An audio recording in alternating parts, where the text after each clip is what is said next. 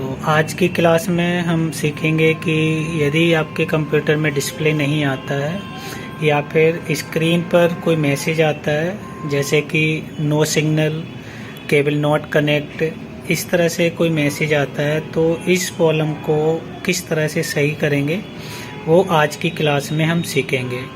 जैसे आपका एक कंप्यूटर है, कंप्यूटर जो है वो ऑन होता है लेकिन स्क्रीन पर कुछ नहीं आता। जैसे हमारे पास ये एक CPU है, कंप्यूटर है, तो इसमें भी जो प्रॉब्लम्स आई हुई है तो ये ऑन होता है लेकिन स्क्रीन पर कुछ भी नहीं आता, मतलब डिस्प्ले नहीं आता है। तो इस प्रॉब्लम को कैसे हम सही करेंगे स्टेप बाय स्टेप, और कैसे कंफर्मेशन करेंगे कि प्रॉब्लम्स हमारी कहाँ की है, रैम की प्रॉब्लम है या बोर्ड की प्रॉब्लम है या मॉनिटर साइड है या फिर BGA केबल की है। यदि आपके कंप्यूटर में ऑन होने के बाद नो सिग्नल आता है स्क्रीन पर या फिर केबल कनेक्टिविटी आता है, नो केबल कनेक्टिविटी, या फिर CPU ऑन हो जाता है लेकिन डिस्प्ले नहीं आता है, तो इस प्रॉब्लम को कैसे सही करेंगे वो आज के इस क्लास में हम जानेंगे।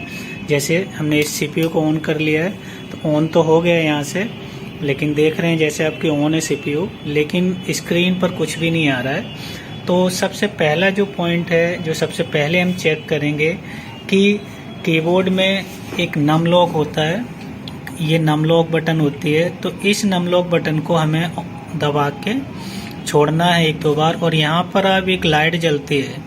तो ये हम क्यों कर रहे हैं, हम ये कंफर्म करना चाह रहे हैं कि ये प्रॉब्लम CPU की साइड की है या फिर मॉनिटर या BGA केबल की प्रॉब्लम है।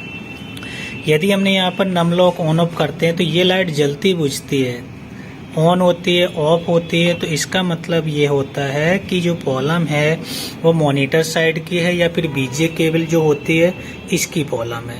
आपको इसको निकाल के दोबारा से साफ करके लगाना है। यदि यहाँ पर नम लॉक ऑन ऑफ करने पर कोई लाइट नहीं जलती है तो ये प्रॉब्लम जो है CPU साइड है। तो CPU साइड है तो CPU साइड हमें किस तरह से फाइंड आउट करना है, जैसे कि इसमें जो है CPU ऑन है लेकिन नम लॉक की लाइट जो है वो ऑन ऑफ नहीं हो रही है, तो इसका मतलब ये है कि जो हमारी प्रॉब्लम है वो CPU साइड है।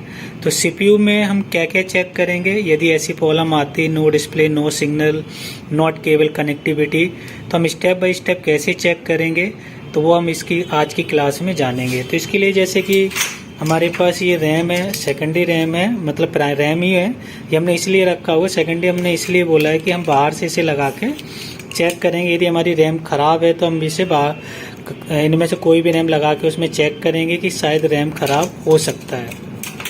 हमने एक इरेजर ले रखा है कि कई बार होता है कि जो रैम होती है, रैम में जो पिनें होती हैं यहाँ पर कार्बन आ जाता है, इसकी वजह से भी ये प्रॉब्लम्स होती है। और हमने एक ब्रश लिया हुआ है स्लॉट को साफ करने के लिए। तो आइए जानते हैं सेकंड स्टेप में हमें क्या चेक करना है। तो हमने इसमें ये कंफर्म किया है कि CPU साइड प्रॉब्लम है, तो उसको हम किस तरह से सॉल्व करेंगे।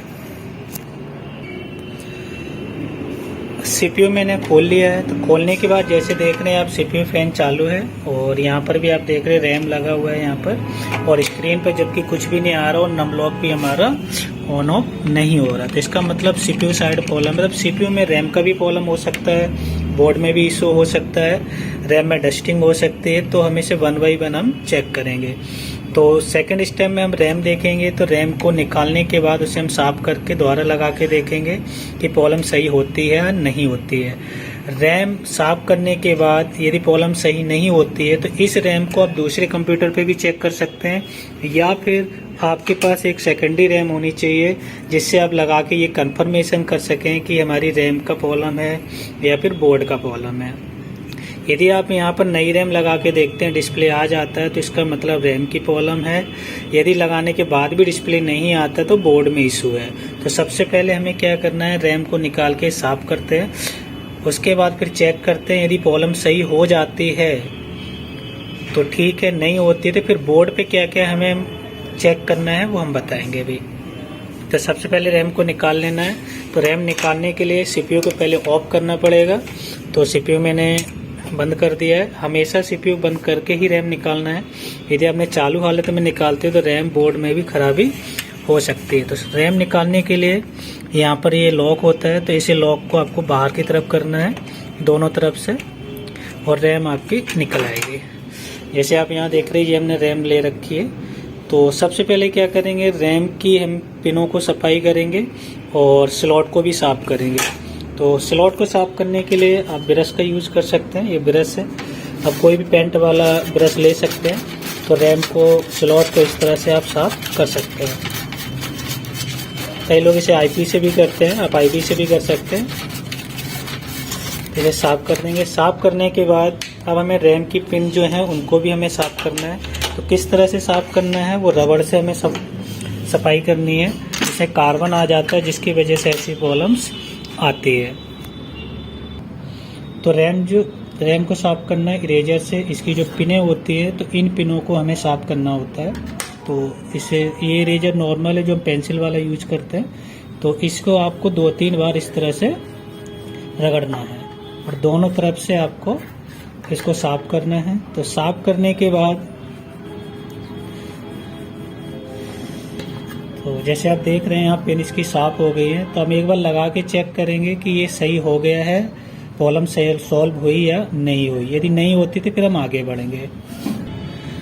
अब क्या करेंगे, इसकी जो रैम है इसमें हमें लगाना है। लगा के एक बार हम चेक करेंगे कि डिस्प्ले आता है नहीं आता। यदि डिस्प्ले आ जाता है तो इसका मतलब डस्टिंग की प्रॉब्लम थी। यदि नहीं आता है तो उसके बाद क्या चेक करेंगे, उसका भी हम इसी में सलूशन बताएंगे। यदि प्रॉब्लम सही नहीं होता है तो रैम लगाने के लिए विशेष आपको कट पे ध्यान देना है। तो ये जो कट है यहाँ बोर्ड पे, और इस कट पे आपको मैच करना है। हमेशा इसके जो बीच की जो साइड होती है, जैसे आप यहाँ देख रहे हैं, इसके बीच में आपको फंसाना है इस जगह पर, ठीक है। तो इससे आपको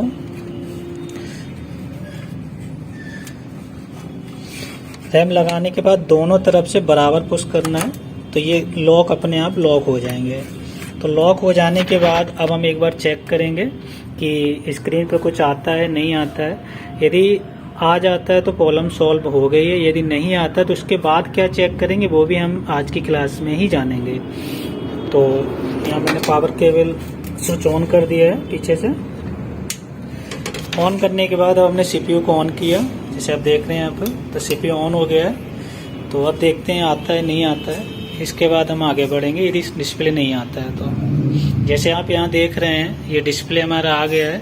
मतलब इस जो सीपीयू है, इसमें केबल जो प्रॉब्लम थी वो रैम में डस्टिंग हो गई है या लूज हो सकती है, डस्टिंग की प्रॉब्लम, या कार्बन आ सकता है। तो जैसे आप देख रहे हैं यहाँ पर डिस्प्ले आ गया, तो मतलब आपकी जो प्रॉब्लम्स है वो सॉल्व हो जाएगी। मान लो इसके बाद भी साफ करने के बाद भी प्रॉब्लम सही नहीं होता है तो आपको और क्या क्या करना है वो भी हम बताएंगे। जैसे आप देख रहे हैं यहाँ पर एक 4 पिन का एक कनेक्टर लगा हुआ है। इस कनेक्टर को निकाल के बंद करके ही सीपीयू आपको ये सारे काम करने हैं। इस कनेक्टर को निकाल के थोड़ा साफ करके दोबारा से लगा के देखना है। इसके बाद भी प्रॉब्लम सॉल्व नहीं होती है तो इसमें एक CMOS बैटरी लगी होती है, ये 3 वोल्ट की होती है। इसे एक बार निकाल लेना। यदि मल्टीमीटर तो मल्टीमीटर से चेक करेंगे कि इसमें प्रॉपर पावर है या नहीं है। इसमें 3 वोल्ट होना चाहिए। यदि नहीं है तो आप इसको चेंज करेंगे। कनेक्टर निकालने के बाद भी प्रॉब्लम सॉल्व नहीं होती है, CMOS बैटरी के बाद भी नहीं होती है, तो एक बार आपको बोर्ड को बाहर निकाल लेना है। आईपी की बोतल आती है, उस आईपी से पूरे बोर्ड को क्लीनिंग करना है। क्लीनिंग करने के बाद यदि फिर से दोबारा चेक करेंगे। चेक करने के बाद यदि प्रॉब्लम सॉल्व हो जाती है तो इसका मतलब है बोर्ड में डस्टिंग का प्रॉब्लम है और आपकी प्रॉब्लम सॉल्व हो गई है। इसके बाद भी यदि प्रॉब्लम सॉल्व नहीं होती है तो ये जो प्रॉब्लम है वो बोर्ड में प्रॉब्लम है, किसी आईसी या कंपोनेंट की प्रॉब्लम है। तो उसके लिए हमें रिपेयरिंग आनी चाहिए। आप या फिर यदि आप रिपेयरिंग सीखे हुए तो आप रिपेयर कर सकते हैं।